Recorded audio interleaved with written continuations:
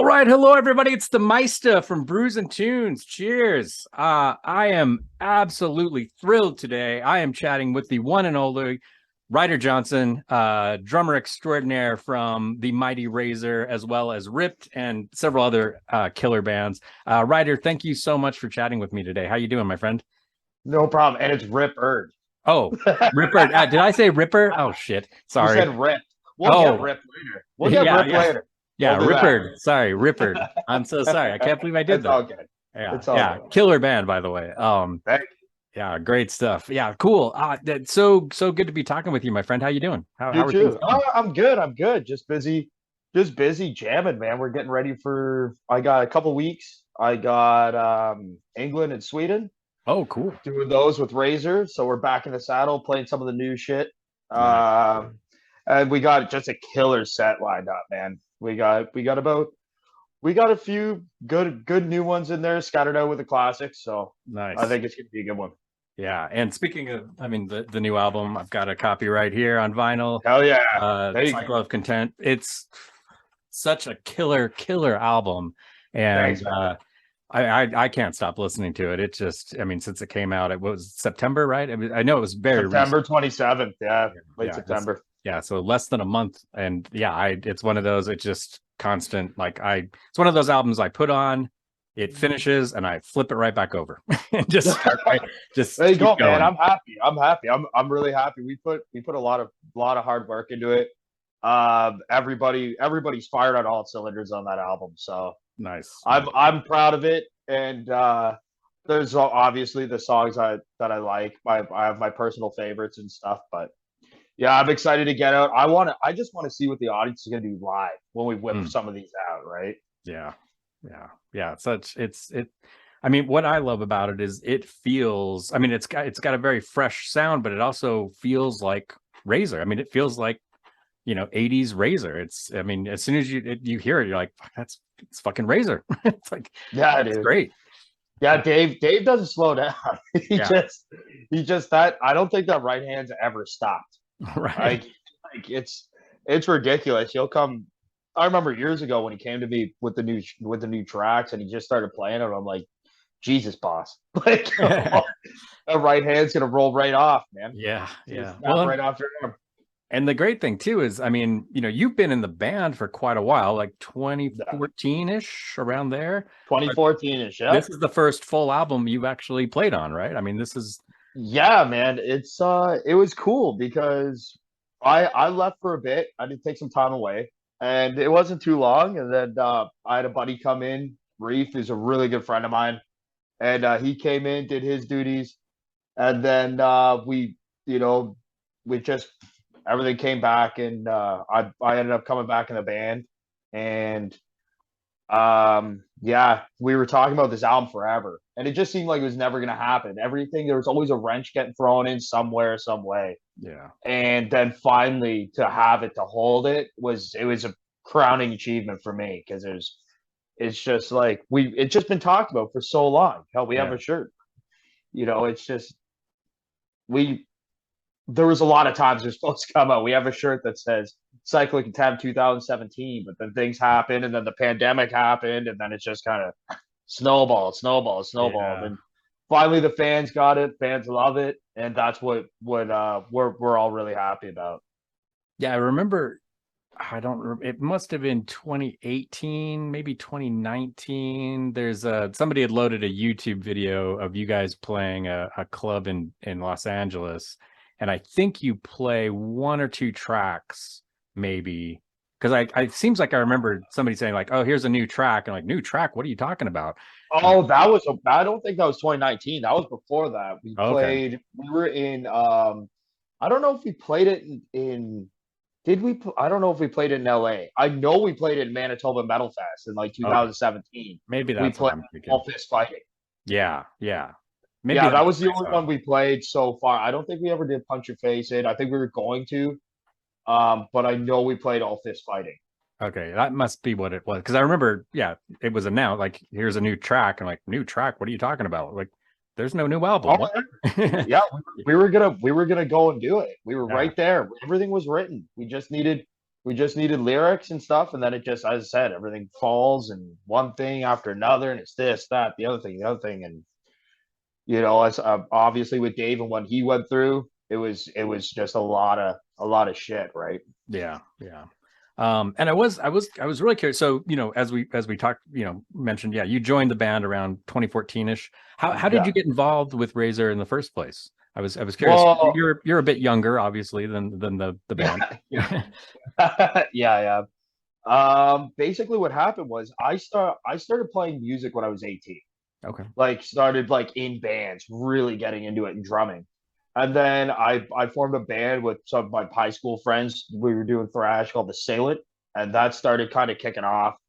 And then I just joined like death metal band stuff. And then I ended up being in a band called Warlord Messiah that I started with my brother. And we just kind of rolled out. And I guess all those years, people were catching my name around. Hey, there's this thrash drummer kid, just blah, blah, blah, blah, blah, blah. And then I got approached by a guy, Robin Dudley. He's a friend. He's now a friend of mine. He's awesome. And he was just like, hey, there's this band. He messaged me on Facebook. He goes, there's this band that wants you to audition for them. And I just quit uh, music for a bit. I'm like, I just needed some time away. Hmm. And so he's like, want to try, want to try out for this band. I'm like, I don't know. I was getting offers a lot from just other bands, and I was like, no, no, no, I don't want to start over. Like if I'm going to join something, maybe a little bit more established. And he wouldn't tell me the name, and I'm like, dude, I'm not joining nothing that you're not telling me the name of. Well, Right. thank you, no, thank you. And he goes, my uncle pops up in chat beside. He's like, hey man, it's Razor. Like, try out, man. So I'm like, oh, okay. Long story short, finally meet Dave. We meet at a coffee shop. We started talking. And then it was just a year audition. Like it was a complete year of just hammer, hammer, hammer, go, go, go. Wow. And then after a year, I became a member. Nice. Yeah. I mean, That was it. Like my first show, I was doing a festival called Trois Rivières Metal Fest. And it was us, God Dethroned, Gore Guts, Flesh God was supposed to be there, but they couldn't make it. oh wow. Like those are just some of the bands. Cryptopsy was there too. Oh, cool. I got to use Flo's fan. I Oh love shit. I'm a huge fan of Flo Money. I'm Oh, a he's a huge monster. fan of Flo. The guy's more talent in his pinky finger than half of the drummers in this world. Yeah, he is a he's beast. he's nuts. Super nice guy though. I got to use his fan. Now I have one. I was like, what do you use on this? But it was a lifesaver. But that was my first show. And if you could see actually some of the footage on YouTube, you see how nervous I am. I screw up the first part of Cross Me Fool. Oh no. Very first song in, I didn't do the pause where Dave goes, Yeah, yeah. I'm still playing. And Dave gives me that like dad look back. Like, He's like, what are what you are you doing? doing, man? Yeah, Nice. exactly. But I mean, and speaking of monster drum, I mean, of course, Flo, but you yourself are a monster drummer. I mean, Oh, thanks, dude. I Thank mean, you. like seriously, just like just listening to you, seeing live footage of you playing. Unfortunately, I have not seen the band live, but just seeing live footage of you guys play. I mean, yeah, one thing I love about you're incredibly fast, but you're very precise. And yeah, you remind me of Flo in those terms, like just the Oh, that's a huge speed. compliment, man. Yeah, I don't monster believe in player. one bit, but thank you. Yeah, you're a beast. No, And, and honestly, thank you. That means a lot. and I was telling yeah, I can't remember. It might have been that Manitoba show. I can't remember some show I was watching on YouTube, and it blew my mind watching you play because at one point you start. I mean, you're drumming, and you start doing the windmill, spinning your hair. And I'm like, I've never seen a drummer do that before, and I would fall off the stool if I tried to do that. I'd just throw myself right off the stool. I've man, I started doing that years ago. Probably when I Really? started my first band. Yeah, dude. Wow. I I've started never doing seen that a because drummer do. Joey Jordison does it. Oh, he does. Okay, that's Oh crazy. yeah, watch some Slipknot guys do it. Yeah, I Joey got did you. it, and I was like, man, like how do I become? That was my thought process. I'm like, how do I become a fun looking drummer, man? Because I'm okay. I have friends like Reef and all those guys. Like they're really good freaking drummers, man. They're awesome. And it was like, I gotta stand out a little bit. I want to find something to stand out. So I got long ass hair. I'm like, let's use it. Let's Nice. guitarists get it. Why can't they get all the fun? Right. Yeah. Yeah. Right on. So yeah, man, I started doing that, and I gotta close my eyes. If I keep my eyes open, then I will fall on the stool. Nice. That's Or great. fall off the stool, I should say. Yeah. So you mentioned that you got into the music scene when you were 18. So I was curious about, kind of your upbringing in terms of music. Like, did you come Yeah. from a musical family? Kind of what was the impetus for you in terms of musicianship? Yeah, man. My dad started a really famous punk band called the Forgotten Rebels out of Canada. Oh, okay, cool. They used to they were associated with like they were one of the first punk bands with like Teenage Head and stuff like that all back then. And then my mom was actually classically trained percussionist. She Oh, played wow. in a choir and an orchestra and stuff, or not choir, but an orchestra. Nice. So she was doing that, and then my upbringing was a lot of with my grandparents and stuff too being there, just a lot of Elvis, a lot of Hank Williams, and then my mom was a punk, so my mom was a lot of Ramones, a lot of Dead Boys, Hmm. GBH, stuff Cool. like that. And when my stepdad came into the picture when I was around 12, I remember I was listening. I'll never forget it. I was listening to the second Limp Bizkit album, and he comes in. He's like, he goes, "Hey man, you want to listen to some real fucking metal? Here." And he drops Sepultura Rise Ah, and South of Heaven Slayer. And nice. I never turned back. Slayer's my favorite band. I've seen him 12 friggin' times. Nice. Like, and that was it. I was off on a blessed hell ride, man. I was just off to the races, and I learned everything about everything because that's just the way I am. I backtrack. Why did this person do this? Because I'm an Elvis fan, man. I love Elvis and Dean Martin and all that stuff. Like, I'm a huge fan of big band stuff, especially because of the drumming, like Gene Krupa, Buddy Oh, Rich. All those guys are really influential in the way I drum, in the way I try and find stuff. And so, that being said, going forward, after I learned, okay, Bill Ward, man, that guy's fucking right on. yeah. And going forward, then I got into Pantera. And then I started really kicking off with Pantera and then like your Anthrax, and that's it. That's how it basically grew up on me. Just Nice. constantly, just going and going and going, research, who's this? And then when you're in high school, you always want to find the hardest band possible because you guys are all idiots. It's like if I can't hear a single lyric, I'm gonna show all my friends. Like, yeah, it's like, dude, Yeah. you gotta hear this. You gotta hear this. It's Right. like probably what my dad felt like when he first heard Venom or something. Yeah. Black. He told me that. He goes, man, when I heard black metal, he goes, it scared the shit out of me. I thought I was doing something wrong. Yeah. Yeah, Nice. That's awesome. That is man. very cool. Yeah, and that's interesting. Those you can definitely hear those influences in the way you play. I mean, even like you said, yeah, Krupa and kind of these big band because you're very precise. I mean, you're fastest. I mean, you're lightning fast. You're a lightning fast, which you need to be in a thrash band and death metal. Yeah, Dave instilled that one in me. I wasn't that fast when I came in. Oh, really? I was okay, but I mean that was Dave going, let's go, fast, let's go, pick it up. Wow. So yeah. he drilled that in pretty awesome. But I'm happy he did it, right? Yeah. Because I mean that was one thing. I got a question for you. Sure. Yeah. What band got you into metal?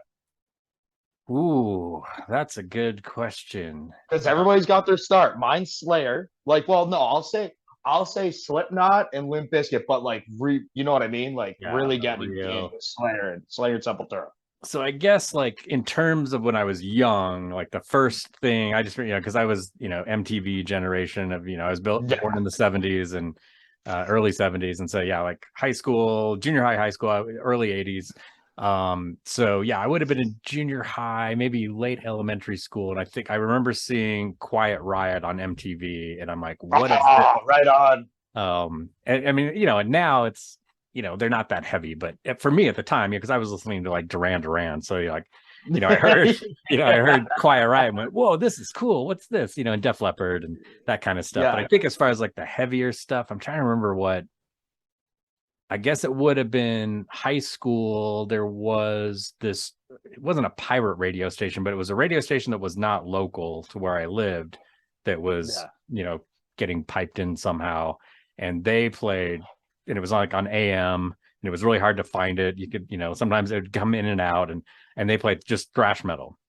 And, Oh, this that's was, cool. probably like 85, 86, somewhere around there. So Yeah. yeah, I remember hearing Anthrax, Metallica, Slayer, Sepultura, kind of that, that period of time. And Mhm. and it was very underground at the time, Yeah. couldn't find it anywhere else. And yeah, just kind of, it really blew my mind, just hearing that speed. And I think it was really the one that really got me at that time was a buddy of mine I remember he had a cassette tape, and he put it in, we're driving somewhere, and like 16 years old, and he had it, had his little car radio and stuck it in, and it was Metallica Kill 'Em All. And Oh, great just, album. I'm like, holy shit, this is so fast. I'd never heard anything that fast before. And yeah, just kind of, it's opened the floodgates. I Oh, never dude, looked back. that was a huge album for me. Actually, Four Horse was the first song I ever learned on drums, Oh, cool. Nice. like metal song.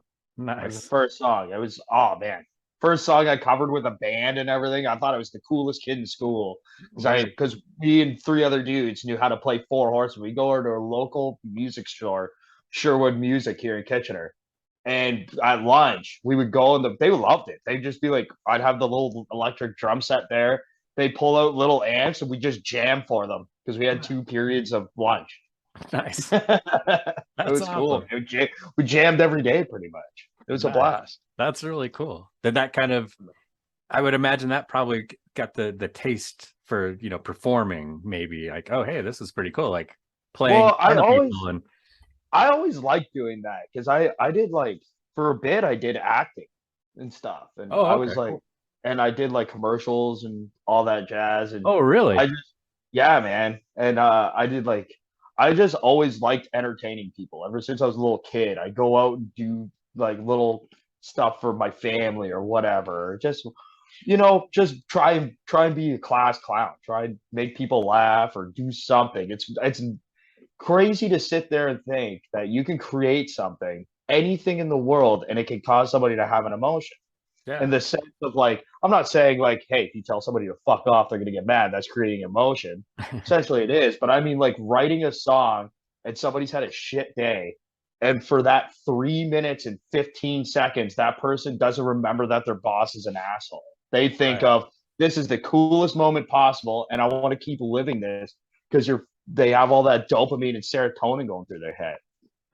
Yeah. It's Uh, fun. It's a fun thing, and it's something that I always love doing is looking at the audience and watching people freak out and see like that new kid who's like 19, 18, and he's in the crowd at his first thrash show or something, getting crowd surfed for the first time. He'll never forget that.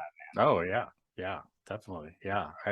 I just went to just I think it was last weekend or the weekend before. I took my son's in his 20s, he's early 20s.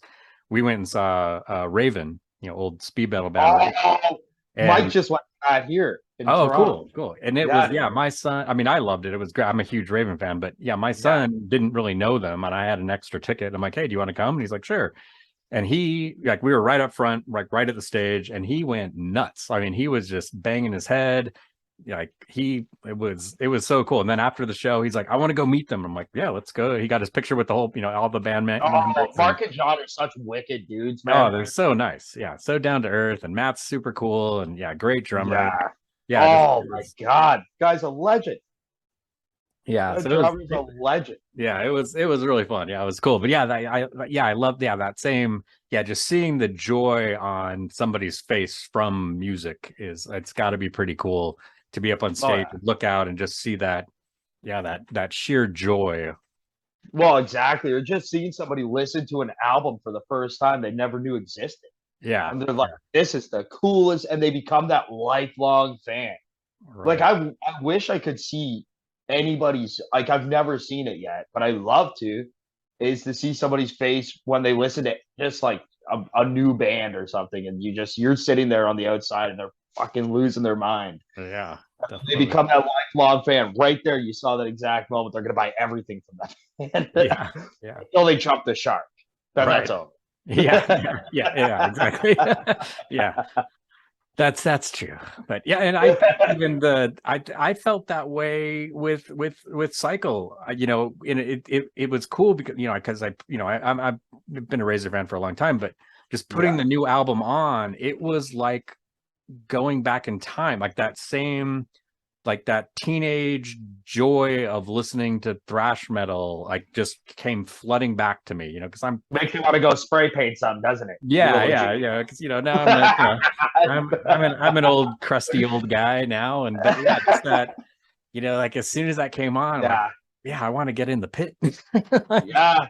Oh yeah. My pitting days are almost done. I just went and saw um, Exodus and Testament, and oh, I was nice. like, but seeing Lombardo, man, with Testament, that was Oh, cool. yeah, That yeah, was he's a beast. definitely that was awesome. I'm glad you're having fun with that album, man. As I said, Yeah, it was a lot of hard work, and it's cool. I can't wait to play it. I cannot wait to get out there and start playing again, man. yeah, yeah. Hopefully, yeah. So so you guys have tour stuff coming up, right? You got some dates Yeah, coming up. yeah. So right now, just right now, we have the England and Sweden, Abyss Festival in Sweden. Then we're doing sorry, a day before with Whiplash in England, Oh, cool. London. Yeah, so Whiplash is coming with us to Abyss Festival too, and there they have Hellhammer, which is crazy. Yeah. They're doing, then Tom Warrior's doing something with that. With Tane is there, and just a bunch of really crazy awesome bands. So I'm pretty pumped about that, and I'm really pumped to get back to Texas. I just have a lot of friends in Texas. I love going to Texas, and we're playing with Possessed, which is Oh, just right on. for me. Yeah. So I we got that, and half of the bill is from Canada. Oh, A lot really? of people don't. If everybody looks into it, it seems like it because you got Skullfist, you got Goathorn, you got Freeway, you got all these bands. Riot City, they're all Wow. from Canada, and they're all, and it's cool because we just, it's going to be a lot of friends going, which will be really really awesome. I'm very excited about that, and it got moved to a bigger venue, Oh, went outside because so many tickets sold. So I think we're headlining the one date there, Possessed is on the other date, nice. and then we do have a lot of stuff in talks. Everything's starting to come in motion. So 2023 is going to be a razor year. I can tell you that Cool. much. That's good. That's good news. That's exciting news. I like Lots of lots of dates. Hopefully, if everything works out, there'll be about there'll be enough where everybody, yourself, everybody around the world can see Razor at least cool. once. Nice. Yeah, that would be great. Yeah, hopefully yeah, make sure Salt Lake City is on that on that list. Oh Or man, I'll I have to want to travel go somewhere. everywhere. I want to Cool. go everywhere. Nice. Yeah, that would be great. That would be awesome. So, let's switch gears a little bit and talk about Yeah, Rippr'd. Let's talk about your yeah, band man. Rippr'd. So that started last year, right? You guys started The that band band last year? started. Pardon? No. Did you say the band started last year? Or I mean the new album came out last year, but the band's been Yeah, around yeah, for a little while. Yeah. So like yeah, what yeah. Oh, yeah. sorry, I That mixed up band. my words there. Okay. Yeah. Yeah, that band came out is about almost 10 years old. Okay. And That's right. Yeah. it was a fun band. Me, when I was playing Assailant, Rip was in Mutiny with Jake.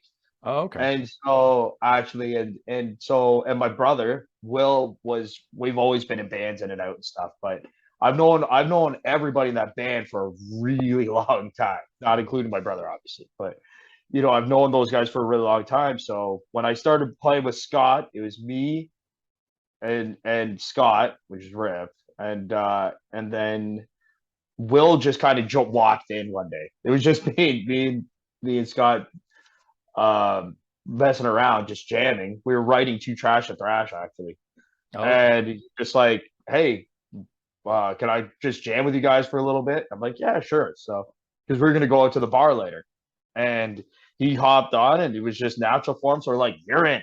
Let's do this. So now we got a basis, and then we got this guy Manuel, who's a good dude, and he was with us and for a little bit, and then we decided to part ways. Um, and he just went off and did his own thing, and we ended up getting Jake. And then Jake's been with us ever since, and it's just been a ride up and down. We got to do some cool things with that band. We played with the Waste, which was pretty fun. Oh, nice. Played with Trivium, which was that was a weird one. I never thought I'd get to do Yeah, because that's an two interesting different musical combo. styles, right? Yeah, that's But interesting. they're awesome. They're really cool guys, and yeah, we had great response from the album. So we're gonna start writing again this winter, Oh, good. and we should have something coming out soon. We got a couple titles working for the album, but they're both really good. So Nice. we're just kind of going, which one do we want to do? I think we're settled on one now, but we just did a show a couple weeks ago and went really well. Or actually, was it last week? It was last week. Sorry.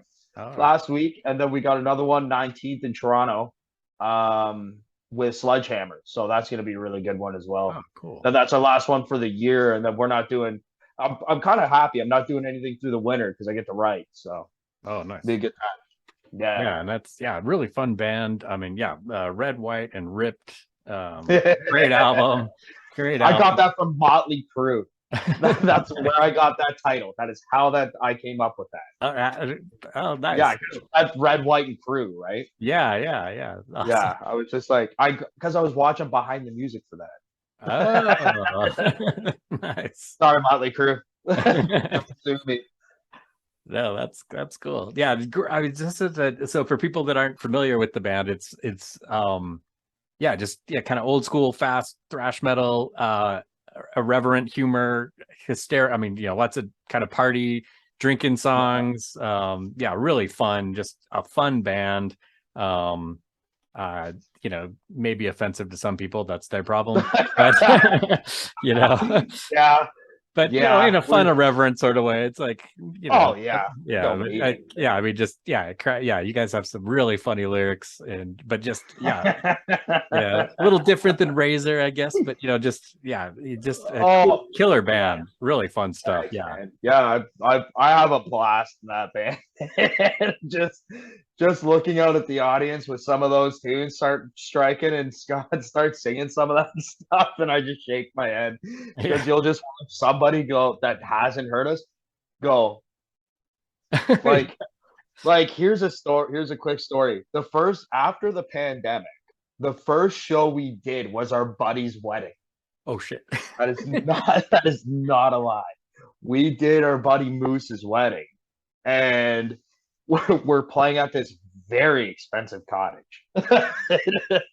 And there was no, like, it was a couple of our friends and stuff, but it wasn't like, I think there was like 3 metalheads there. Oh, geez. the rest was like grandma sitting over here, the aunt and uncle are over here, and I'm like, what are we gonna play? Yeah. So I'm like, I pull Moose over, and we're like, dude, there's a couple of songs you probably don't want us to be playing. Right. He goes, okay, the one you can't play Hot Sluts. I was just about to say Hot Sluts. No, can't play Hot Sluts. I'm like, all right, we got it. I know that. But he goes, but I want you to play Beer Bun Bitches. Nice. I'm like, no way. We kick in, the grandmother starts dancing. Oh wow. She was straight up like doing her thing. Everybody was laughing at the humor of all of it. And I could not believe it. That is awesome. There was a little pit, and you always have the one best man drunk guy. He's always the funniest. Right. They're trying to get us to play Judas Priest the whole night. But it was cool, man. But yeah, it's where we got all those just writing offensive, because we're all Dayglow Abortion fans. Okay. And Gwar fans. We love Dayglow Abortions. We love Gwar. And it's like, man, what if a thrash band was like this? Just a bit. And I know there's thrash bands out there like that. I'm not ignorant to the fact, but there's not one in our area, and I can't go see the Waste in Virginia all the time, right? Yeah. So it's like, why don't we just do our own? That is awesome. I love it. Yeah. And just it's such a fun album, but I mean, like I said, it's got kind of irreverent lyrics, but I mean, musically, it's tight, it's fast, it's pure thrash. It's like you said, that classic Dayglow DRI kind of vibe to Yeah. it. Yeah, like just killer stuff. Yeah, it's really fun to listen to. Yeah, my wife, I was listening to it the other day while I was working, and because I work from home currently, and Yeah, listening to it, my wife came through the room and she's like, and I think I was listening to Hot Sluts, and she's like, yeah. "What did they just say?" And I told her, she just busted up laughing. She's like, "That is awesome." Well, that's good. Yeah, she's like, "That is great. I love that." Yeah, so she's a big punk. She's into punk rock, so she's Oh, right very, yeah. on. She's like, "This is not." She's like, "This is great. This is fun." I'm like, yeah, yeah, killer stuff. Yeah, it's really really good stuff. Yeah, that is great. Um, uh, and then you mentioned before Warlord Messiah. Yeah. So yeah, tell me a little bit about that. I mean, and that's still going, right? You're still doing? No, No, is no, that? that has been going for a while. Oh, okay. It was a fun band though. That was me and my brother's first band together. Oh, okay. Uh, and I just wanted to start my own thing. And it was what happened was when we were starting it again. I'm not even this big of a Motley Crue fan, but I get so much advice and weird things from them. But I was watching a Motley Crue documentary. I was watching Behind the Music, and Nikki Six talks about going out and getting his own guys, just scouting out, just form a band, but go to shows, which I was already doing, Hmm. and grabbing the best guy from what you see and ask him, hey man, you want to come over here? You want to do this? You want to do that? So I grabbed my brother. I'm like, we're gonna start doing this, man. Let's just start grabbing people. Nice. So we went and I was at Long McQuaid, and I saw, which is a local music store here, and I saw my buddy Shiny. He's one of my best friends, and I'm like, hey man, what are you up to? And we just started chit chatting, and he was like, somehow we just got on the subject. I'm like, oh, I'm building up another band. He goes, cool. He goes, can I be in it? And I went, well, what do you do, man? I've never talked once about playing anything. I'm like, last time I saw you, you're drunk on stage with a tambourine. And I thought, like, he's done it, but I was just like, what do you do? And he goes, well, I can play bass. I'm like, all right. So I remember we went up into this little my room that I had at my parents' house, and I had like a loft thing over the garage, so it was massive. That's where we used to jam, right? And it was big, and I have red shag carpet, beautiful. Nice. And yeah, it was awesome. And it was 1,000 degrees up there all the time. So he came up there. We had this broken fucking bass amp, and it sounded like farts. And I'm like, I look at Will. I'm like, brother, how the fuck are we gonna audition anybody and see if they're good when they got this shit amp? He's like, dude, it'll be fine. I'm like, okay. So we go, and he starts playing, and he's like, all right, dude, awesome. And he was pretty good. And I was like, but he was 10 out of 10 dedication. Like, and it was like, man, I'd rather have that guy, like I don't want to get 10 out of 10 Victor Wooten when he's Right. just like, oh, I'll be there when no, he wanted to be involved, man. Yeah. So I was our bass player. Then I was going to a show and met up with a guy named Jason Taylor, who's a buddy of mine. He's now in the Obsessed. He's a Oh, guitarist in cool. the Obsessed. Yeah, Wow. he's awesome. Wicked, wicked guitarist. Check him out. And he was, and I forget what the hell his other band was, but he was in a band, and he did not look the part of what they were playing. Like, he looks like stoner metal. He looks like he could be Wino's son. That's Hmm. just the way it is, Right. right? And he has long hair and skinny, and he belongs. He's the embodiment of doom and stoner metal, and he's just playing with this like pop punk band. And I'm like, what the fuck? Like, all right, and the rest of the band wasn't that good. They were actually pretty terrible. But sorry if you guys hear this and see this, but sorry, you guys are terrible. And I was like, I'm gonna grab him up. So we started talking, grabbed him up, boom. Then the last piece of the puzzle, we needed somebody that was could fucking really go, man. Could go with, like, from being a front man, not just singing, but be a front man, get the audience going. And there was only one guy in town that could do that realistically, and that was my boy Kev Coombs. And he was like an Axl Rose, like Paul Diano type. Like, Yeah. he could put the whole audience right in his freaking right behind his thumb and just make them do whatever he wanted. He was amazing. And he had a killer fucking voice. So I'm like, let's go. Let's get it on, right? Nice. So he goes out and we started playing and just caused this fucking wave pool, man. Everybody was there was no denying that we were running shit for a bit. And it wasn't like where we were saying we were king shit, but I mean the fucking numbers prove it, man. We had packed houses constantly. Cool. And it was really, really fun. And just because we were a fun band, it was kind of the precursor to Rippr'd in the sense. Like we were same type of we had the attitude of Pantera. Like everything's gonna be a fun ass time 100% of the time. And if we ain't having fun, we ain't having fun. Nobody's having fun. I ain't playing this anymore. And we had a lot of fun. Like we had a song called Systematic Sodomy, man. Like that's awesome. Like it was about all our stories about the first, you listen to the song. Anybody out there listen to the song, you'll get it. But it's we were kids when we wrote it.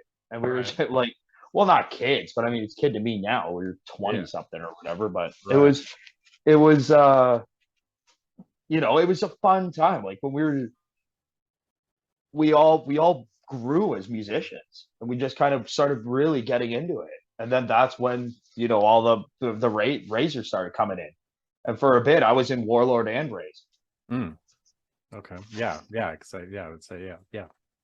Like 2014, 2015, around there. Yeah, right? Man. We were just at the tail end of Warlord when I jumped and went into Razor. So we were sure, like, we still share the same hall, Rippr'd and Razor, which is nice for me. But they were doing that. Warlord was in that hall too. That's cool. That's really cool. Yeah, man. Yeah. The album's called Golden Shower Apocalypse. I don't know. I need to find that. I haven't heard it. It's all on YouTube. Go have fun. Awesome. Yeah, I definitely will. That'll be cool. Yeah. One thing, and kind of to circle back a little bit, and you mentioned several drummers, but I was curious, like who have been kind of big influences for you as a drummer? Number one, Dave Lombardo. 100%, man. Without Lombardo, there's no drum and thrash for me. Gotcha. Like he's amazing. Mine for influence, Vinnie Paul is one. Chris Adler, because I just love the way he tacked everything. Yeah. I liked Igor Cavalera a lot. Nice. Paul from Cannibal Corpse is another one. And then just as like even just rock drummers, Bill Ward, way up there. Yeah. And Neil Smith from the Alice Cooper band. Oh yeah, good old Neil. Yeah, he's great. And like his just doing $1 Billion Babies. Like everybody goes, oh, that's easy, man. I can play $1 Billion Babies. Who the fuck can't, man? Like, but create that. Now that's the fucking key. Can you create the most memorable drum beat? Yeah. Yeah, or can't, you know what I mean? So it's like, yeah, everybody can play everybody else's shit. But some takes more time than others. But to create that memorable drum pattern, that's what I look at. Yeah, that's a really good point. I think that's spot on. I think, as you mentioned, I mean, and I think that goes with any, guitars and riffs, any of that. Like, I'm a Dimebag fan till I die. Like I love Dimebag, man, and that's it. Riffs, Jeff Hanneman. Yeah, riff king. All those guys.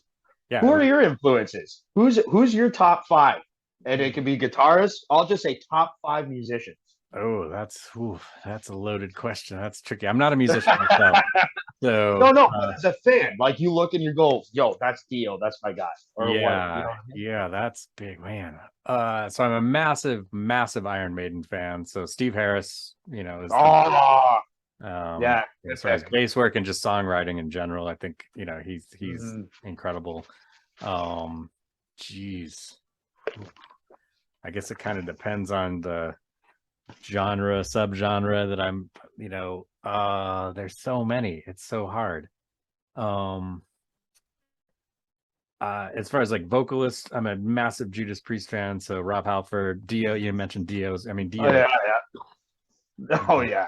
and any incantation of Dio's bands, you know, Rainbow, whether Yeah. it's Rainbow or Dio or Black Sabbath or any of that, I always really big for me. Yeah. Dave Mustaine, just I always loved his riffs and just angry, you know, a lot of that was a reaction of Metallica. So but it worked. Oh yeah, especially those early days. Yeah, and yeah, as far as kind of drum, like Igor Cavalera is incredible. I think he's amazing. Flo is amazing as well. I don't, there's so many. I could go on and on. I was just, and not being a musician, but yeah, and it kind of, you know, probably the same for you. It's like kind of your mood, whatever the mood you're in. Yeah, like an honorable mention I have to say is fucking Clive Burr. Yeah, Clive Burr, like, dude, he's something else. Just the attitude, the way he hit. Yeah, definitive. Yeah. And I love you just put Clive Burr behind it. That's pretty much how it goes. Yeah. Just that. I mean, his sound, his tone, his drum tones, his kind of what he was doing on like Number of the Beast was incredible. And I always thought, and I know it's mainly just some live stuff. I don't know if he ever did an album with them, but he, you know, later he played with Praying Mantis, and there's a live album. Did he really? Yeah. No, I never knew that. Yeah, cool. He played for a little. There's when Praying Mantis came back in 1990. They did a show in Japan, and it was a split. It was a split set. They did old Praying Mantis stuff, and then they did Iron Maiden stuff. And Paul Di'Anno sang, so he was in it too. So it was Paul Di'Anno and Clive Burr in Praying Mantis.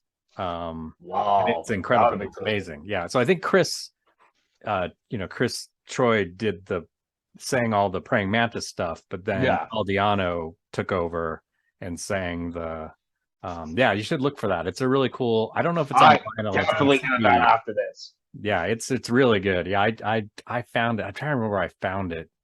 Because I think I had to do some special order or something. I've got it on CD. It's really cool. It's really, really good. I'm a big Praying Mantis fan too. So, but to have Praying Mantis and Iron Maiden kind of together it's incredible. It's really cool. And it's all, you know, Di'Anno era, the first two albums type stuff that they play. And, I don't know who put that together. I can't remember. I know I interviewed Tino, and I'm pretty sure I'll have to look back at that, because it might have been Clive that kind of was the one that sparked that whole thing. I can see it. Yeah, where he was like, "Hey, I got this idea. Let's do this thing. You know, we gotta. You know, Japan wants us, so you know, let's get Paul Di'Anno and do an Iron Maiden set." Like, Japan gets all the coolest stuff. Yeah, exactly. Well, I don't want to keep you all day, but I do have one more question for you. So as you know, and I don't know if you're a big beer drinker, but I'm assuming you are based on some of the lyrics from Rippr'd. I'm not the beer drinker. Oh, okay.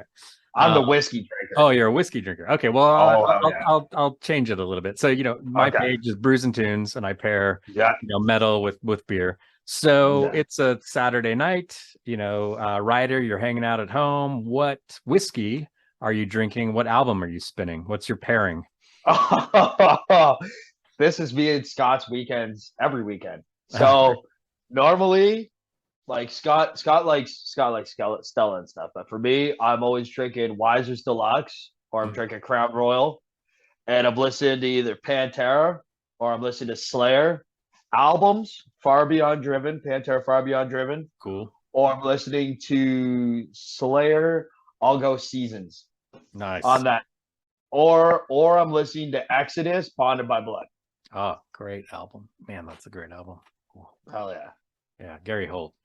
And Rick. Exodus are just fucking gods. That's all I can put it as. Yeah. They're awesome.